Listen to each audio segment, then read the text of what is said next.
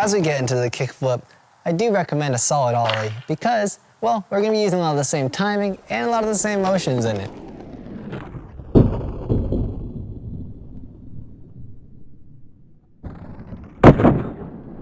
And like the ollie, you're going to keep your back foot in the same popping position for the kickflip. And then for your front foot, well, you're going to keep it slightly diagonal and a little bit underneath the bottom bolts. This is going to keep you balanced and ready to do a kickflip. With the ollie, you slide your whole entire foot all the way up to the nose. But the kickflip, you're going to be using your toe and it's going to slide diagonally off of it. If you start putting your foot lower than that or off to the edge, well, it's not going to make it flip faster. It's going to make it harder to stand and you're just going to look like you don't know what you're doing. So watch closely as my toes slide up and off the board in a diagonal motion.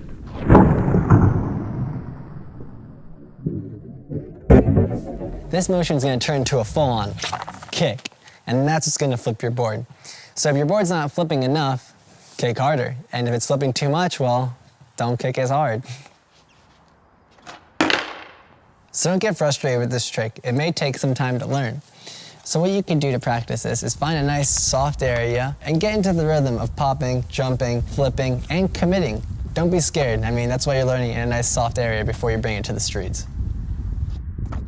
As you get your stationary kickflip down, you're going to be doing your jumping and your flicking. The next thing you're going to be worrying about is the landing, and this is pretty much the most important part.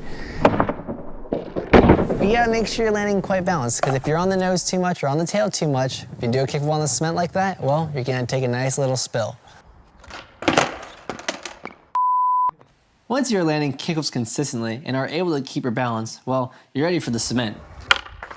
Don't be scared, do everything the same that you were doing in the grass. Make sure your feet are spread apart and your knees are slightly bent, ready for the impact. Remember to use your arms to help you balance too. And actually, kickflips are easier on hard surfaces because the tail snaps, giving you better pop. So that was the kickflip. And if you're having any other issues with it, well, it's probably with the flicks. So you could try kicking harder or just jumping higher.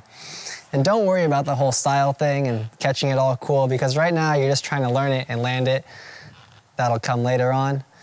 And I guess really the only thing I can leave you with is practice your kickflip and subscribe to Ride.